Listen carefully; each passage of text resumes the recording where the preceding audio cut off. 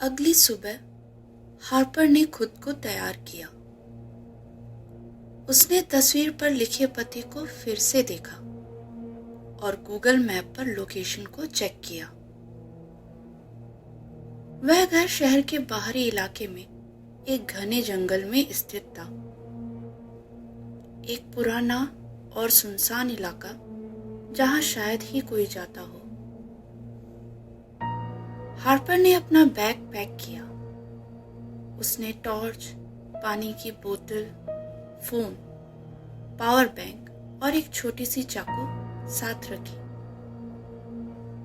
वह जानती थी कि अब पीछे हटने का सवाल ही नहीं था। जब वह उस पते पर पहुंची तो सूरज ढलने को था। घर उसके सामने खड़ा था, बिल्कुल वैसा ही जैसा तस्वीर में था। जर्जर लेकिन रहस्यमयी। खिड़कियां टूटी हुई थी और लकड़ी के दरवाजे पर जंग लगे ताले थे। आसपास जंगल की सन्नाटेदार खामोशी ने माहौल को और डरावना बना दिया था। हार्पर ने गहरी सांस ली और घर के अंदर जाने का फैसला किया। दरवाजा थोड़ा धक्का देने पर खुल गया। अंदर की हवा ठंडी और बोझिल थी।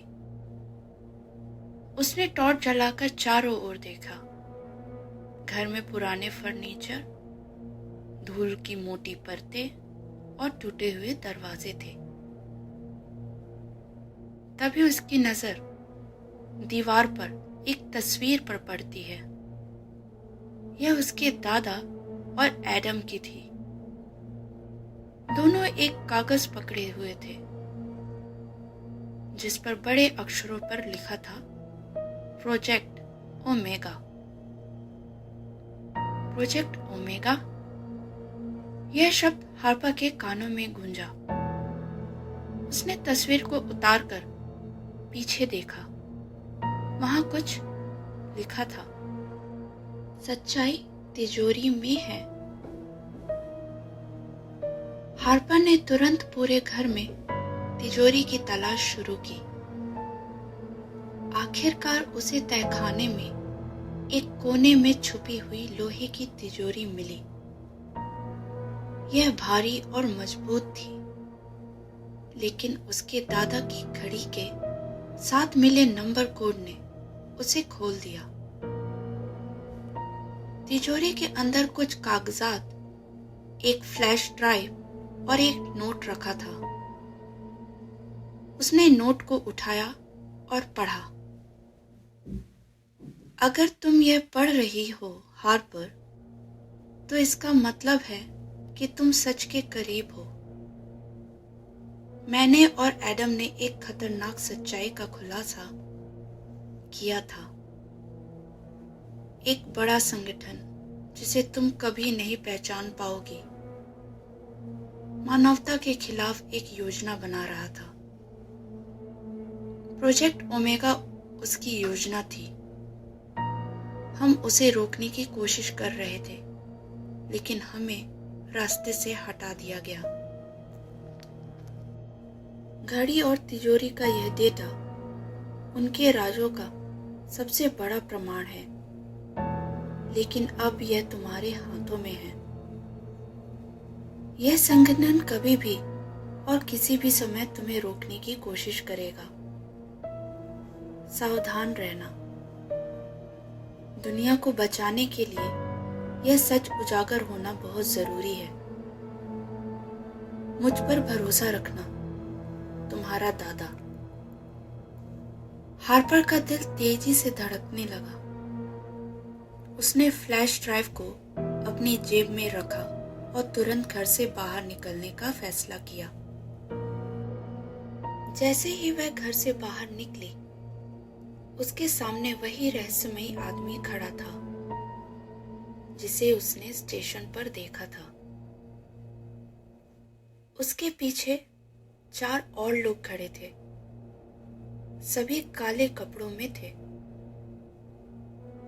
हार्पर, फ्लैश ड्राइव हमें दे दो, यह तुम्हारे बस की बात नहीं है, उस आदमी ने कहा।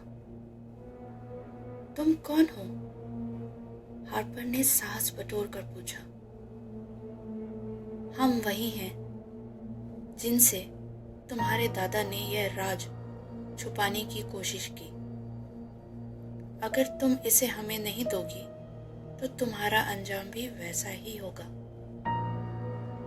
हार्पर ने पीछे हटते हुए अपनी जेब से पेपर स्प्रे निकाला। मुझे नहीं पता कि तुम लोग कौन हो, लेकिन मैं यह तुम्हें नहीं दूंगी।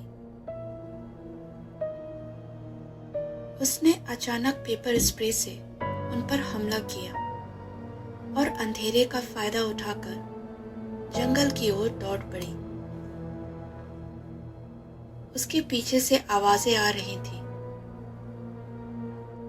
वह जितना तेज दौड़ सकती थी वह दौड़ी। हार्पर किसी तरह शहर में अपने दोस्त जैक के पास पहुंची। जैक एक पत्रकार था और टेक्नोलॉजी में माहिर था। उसने तुरंत फ्लैश ड्राइव को लैपटॉप पर प्लग कर दिया। ड्राइव के अंदर गुप्त दस्तावेज, वीडियो और रिकॉर्डिंग्स थी जो उस संगठन की साजिश को उजागर कर रही थी। यह प्रोजेक्ट ओमेगा का सबूत था, योजना जिसमें शक्तिशाली लोग दुनिया पर नियंत्रण पाना चाहते थे। जैक और हार्पर ने तुरंत सबूतों को मीडिया और ऑनलाइन प्लेटफॉर्म पर लीक कर दिया। यह खबर आग की तरह फैल गई। सरकारों और जनता ने संगठन की जांच शुरू कर दी, लेकिन हार्पर जानती थी कि यह खतरा अभी खत्म नहीं हुआ है। कुछ हफ्तों बाद हार्पर अपनी बैल्कनी पर बैठी थी। उसने अपने दादा की घड़ी को पहना और आकाश की ओर देखा।